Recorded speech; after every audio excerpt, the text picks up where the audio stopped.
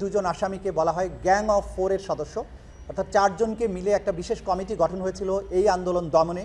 জুলাই আগস্টে ছাত্র জনতার অভ্যুত্থান চলাকালীন সময়ে নিরস্ত্র সিভিলিয়ান পপুলেশনকে হত্যা করা, তাদেরকে দমন করা এবং তাদেরকে সাইলেন্ট করে দেওয়ার জন্য চারজন ব্যক্তিকে দায়িত্ব দেওয়া হয়েছিল। তার মধ্যে সালমান এফ রহমান, আনিসুল হক, মোহাম্মদ আলী আরাফাত এবং স্বরাষ্ট্রমন্ত্রী আসাদুজ্জামান খান কামাল, এই চারজনে যাদেরকে গ্যাং অফ ফোর নামে ডাকা হতো, তারা পরিকল্পনা করেছেন যে কিভাবে এই আন্দোলন দমনে কোথায় কিভাবে অপারেশন হবে, কি অস্ত্র ব্যবহার হবে, কিভাবে হত্যা করা হবে, কাদের বিরুদ্ধে মিথ্যা মামলা দায়ের করা হবে এবং কিভাবে তাদেরকে জেলে রাখা হবে, রিমান্ডে নেওয়া হবে। এই সব কিছুর পরিকল্পনা এই দুজন আসামির মধ্যে তারা করেছেন।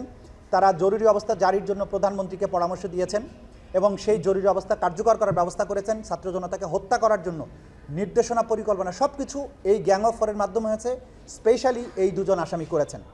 আমরা আজকে ট্রাইব্যুনালে আসামি সালমান এফ রহমান এবং আনিসুল হকের মধ্যে টেলিফোন কনভারসেশনের কিছু অংশ বাজিয়ে শুনিয়েছি, যেখানে আসামি সালমান এফ রহমান এবং আনিসুল হকের মধ্যে কথা হচ্ছিল যে আসামি সালমান এফ রহমান বলছিলেন যে আনিসুল হক সাহেব বলছিলেন যে দুটো পদ্ধতি আছে এই ছাত্র জনতার আন্দোলনকে দমন করার।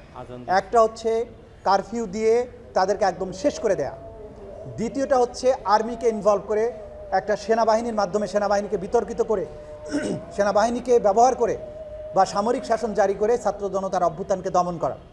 এই পরিকল্পনা তারা একইভাবে প্রধানমন্ত্রীকে দিয়েছেন। এই পরিকল্পনা অনুযায়ী 14 দলের বৈঠকে সেখানে কারফিউ জারির সিদ্ধান্ত হয়েছে এবং কারফিউ কার্যকর করার ব্যাপারে বিস্তারিত পরিকল্পনা তাদের কমান্ডে যে হয়েছে, তাদের নিজস্ব টেলিফোন কনভারসেশনের মাধ্যমে এটা প্রমাণিত হয়েছে। আমরা তাদের বিরুদ্ধে 5টি অভিযোগ গঠনের জন্য প্রেয়ার করেছি। আদালত সব কিছু দেখেছেন, শুনেছেন। আমরা আশা করছি ডিফেন্স সাইডের শুনানি শেষে এই আসামিগণের বিরুদ্ধে আনুষ্ঠানিক অভিযোগ গঠন হবে এবং এরপরে আনুষ্ঠানিক বিচারের যাত্রা শুরু হবে। আমরা সবগুলো ম্যাটেরিয়ালস আপনাদের সামনে এই মুহূর্তে বলছি না, যেটা আমরা আজকে বাজিয়ে শুনেছি সেটা আমরা বলছি যে আনিসুল হক সাহেব সালমান এফ রহমানের সাথে আলোচনা করছিলেন যে কিভাবে বিক্ষোভ এবং আন্দোলনকে দমন করা যাবে। তো সালমান এফ রহমানের প্রশ্নের জবাবে আনিসুল হক সাহেব বলছিলেন যে দুটো পদ্ধতি, একটা হচ্ছে সর্বোচ্চ বল প্রয়োগের মাধ্যমে এদেরকে শেষ করে দেয়া, শব্দটা ছিল শেষ করে দেয়া, আর দ্বিতীয়টা হচ্ছে যে আর্মিকে ইনভলভ করা, অর্থাৎ সামরিক শাসন জারি করার মাধ্যমে সেনাবাহিনীর হাতে বন্দুক তুলে দিয়ে ছাত্র জনতাকে শেষ করা। এর বাইরে তিনি পরামর্শ দিয়েছিলেন শেখ হাসিনাকে জরুরি অবস্থা এবং কারফিউ জারি করার জন্য এবং অন্যান্য মারণাস্ত্র ব্যবহার করে অল আউট যে এই ছাত্র জনতাকে হত্যা করা।